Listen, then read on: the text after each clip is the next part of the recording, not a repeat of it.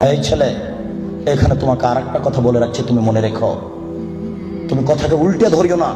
আজকে তুমি ঢাকা সাভারে কথা উল্টে ধরেছ, তোমার ভুল হয়েছে, তুমি ভুল শুনেছ। আমি বলেছি টিভিতে আন্তর্জাতিক খেলা ক্রিকেট ফুটবল দেখা তো বহু দূরের কথা।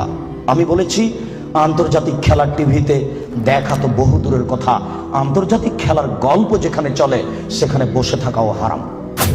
দেখি কোন মায়ের বেটা এই ফটোকে উল্টে ধরতে পারে।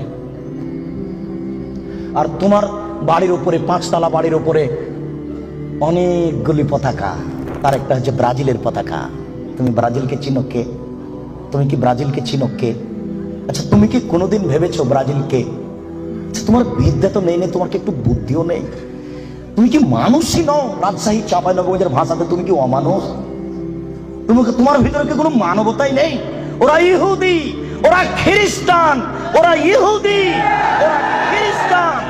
শোনো, যদি তারা শোনে যে তুমি পায়খানায় পড়ে গেছো তাহলে অট্ট হাসি দিবে, আর যদি তোমাকে পাশে পাই তাহলে তোমার মাথার উপরে লাথি মারবে, আর যদি তোমাকে পাশে পাই তাহলে আরো 3 বালতি পায়খানা তোমার মাথার উপরে দিয়ে দেবে। বলো দেখি ওরা কারা? ওরা ইহুদি, ওরা খ্রিস্টান, ওরা জন্মসূত্রেই তোমার শত্রু। ওরা বলছে তোমার নবী ভুয়া, মুহাম্মদ সাল্লাল্লাহু আলাইহি ওয়াসাল্লাম ভুয়া নবী। নবী হলে আমাদের মধ্যে থেকে হবে কেন? ইব্রাহিম আমাদের, সুলাইমান আমাদের, দাউদ আমাদের, মুসা আমাদের, ঈসা আমাদের, ইয়াকুব আমাদের, ইউসুফ আমাদের, সব নবী আমাদের। মুহাম্মদ নবী হলে ইহুদি খ্রিস্টানদের মধ্য থেকে হবে, আমাদের মধ্য থেকে হবে। আরে মুহাম্মদ নাকি পৌত্তলিকের মধ্য থেকে হয়েছে।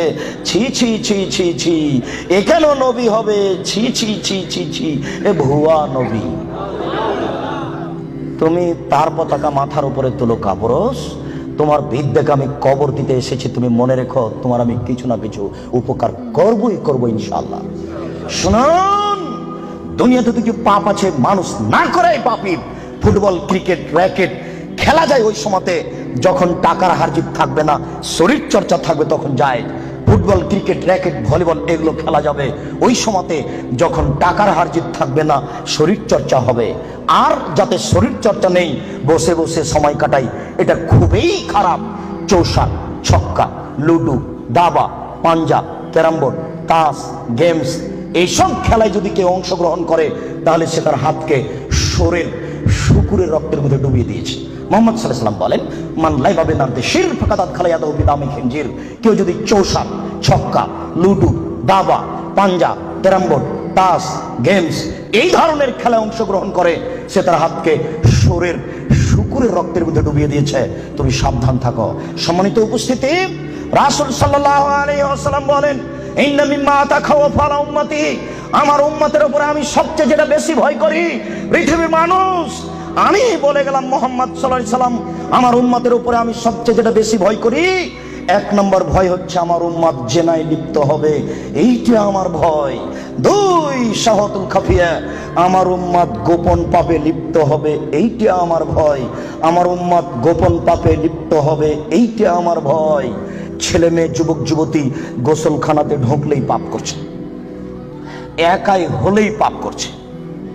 পুরুষ নারীর জন্য যে কত জেনার গোপন পাপের ব্যবস্থা হয়েছে এখন হিসাব করা যায় না।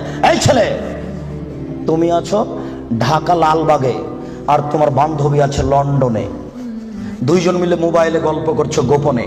গল্প করতে করতে জামা কাপড় খুলতে লাগলে, খুলতে খুলতে খুলতে এখন 2 জনই উলঙ্গ। 2 জন 2 জনকে দেখতে পাচ্ছে, 2 জনের মধ্যে ব্যবধান হলো 5000 কিলোমিটার। অবাক গোপন পাপ, আশ্চর্য, অবাক। এই ছেলে, তুমি যখন থাকো না তখন তোমার মা মোবাইলে গোপন জেনা করে, প্রেমের গল্প করে, তোমার মা তাহাজ্জুদ পড়ে। এই ছেলে শোনো,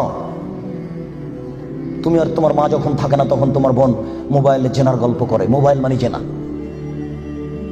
আল্লাহ নবী 1450 বছর পূর্বে বলেছেন আমার উম্মত গোপন পাপে লিপ্ত হবে। 15 বছর পূর্বে এইভাবে গোপন পাপ মোবাইলে হতো না। 20 বছর পরে আরো গোপন পাপের কত পথ বের হবে তা আপনাকে আমি এখন ভাষায় বুঝাতে পারবো না। মুহাম্মদ সাল্লাল্লাহু আলাইহি ওয়াসাল্লাম বলেছেন আমার জীবনে বড় ভয়, 1 আমার উম্মত জেনায় লিপ্ত হবে, 2 আমার উম্মত গোপন পাপে লিপ্ত হবে। আপনাকে আমি কি দিয়ে বুঝাই সম্মানিত দিনী ভাই? মুহাম্মদ সাল্লাল্লাহু আলাইহি সাল্লাম বলেন, রাত যখন অর্ধেক হয় তখন সমস্ত আকাশের দরজা খুলে দেয়।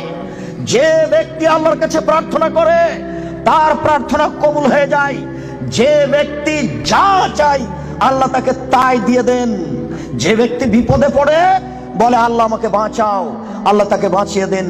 ইল্লাল বাগিন বে ফারজেহা, তবে যার জেনার সম্পর্ক আছে তার কথা কবুল হয় না। এই ছেলে শোনো, তুমি ম্যাট্রিক পরীক্ষা দিয়েছো, আল্লাহর কাছে প্রার্থনা করছো, আল্লাহ আমার রেজাল্টটা ভালো করে দাও, আল্লাহ আমার রেজাল্টটা ভালো করে দাও, আমাকে গোল্ডেন দাও। আর তোমার মা তাহাজ্জুদ পড়ার পরে চোখের পানি ঝরিয়ে বলছে, আল্লাহ আমার ছেলেটাকে একটা ভালো রেজাল্ট দাও, গোল্ডেন দিয়ে দাও আমার ছেলেকে। এইভাবে তোমার মা রাতের অন্ধকারে চোখের পানি অঝর নয়নে ঝরিয়ে কাঁদছে। তুমি যখন থাকো না তখন তোমার মা মোবাইলে প্রেমের গল্প করে। তোমার মা কিয়ামত পর্যন্ত কাঁদলেও তার কথা কবুল হবে না। আমি অনুবাদক, আমি বুঝাতে পারলাম না।